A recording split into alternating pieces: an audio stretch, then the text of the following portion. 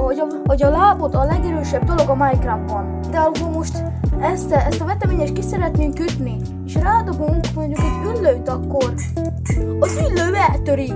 És például mondjuk a videó lényege, hogyha most ki akarunk mondjuk törni, de nincs kedvünk ráugrani. Öntsük rá egy adag homokot, az hát ha kitöri. Mi a fan? Itt van egy adag shoulder, ki akarom ütni ezt a magot, már rohadtul dühít engemet, hogy itt van. Ez teljességgel logikátlan. Na, és a lábunk. Talán az kitöri. Mi a fan?